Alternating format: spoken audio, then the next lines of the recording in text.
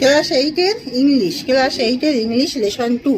তোমরা সবাই মন দিয়ে শোনো আর লেখো, সবাই লাইক অ্যান্ড সাবস্ক্রাইবটা দিয়ে দাও। Clause, CLOUDS।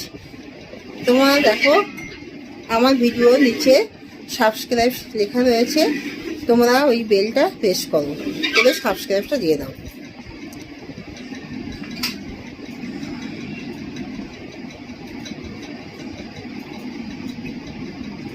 He wandered far in search of the clouds down winding paths and alleys till he reached the old mud hut.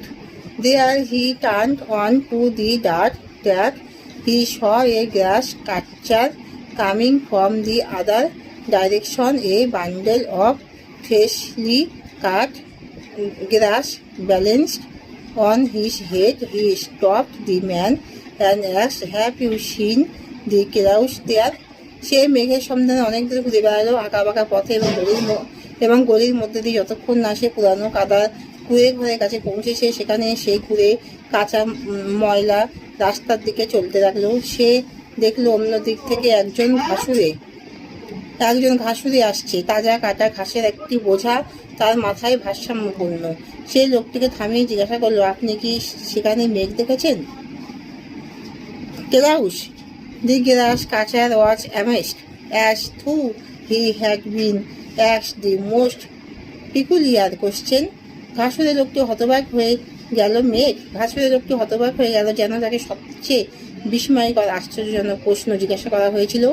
Yes, Klaus, he was disappointed to see that the grass catcher was still mystified.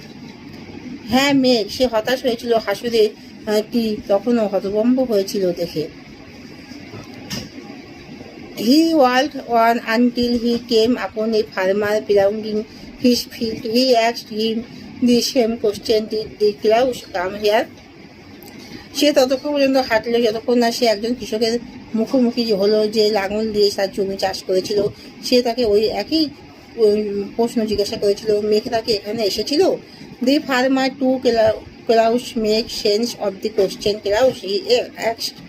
কৃষকটি প্রশ্নটির মানে বুঝতে পারল না। মেঘ, সে জিজ্ঞাসা করলো। Yes, Klaus, he was asking after the clouds like a man who has lost a child and asks wayfarers if they have seen a child wandering. Perhaps the clouds too were lost children, and he was going around asking people about them, but no one could give him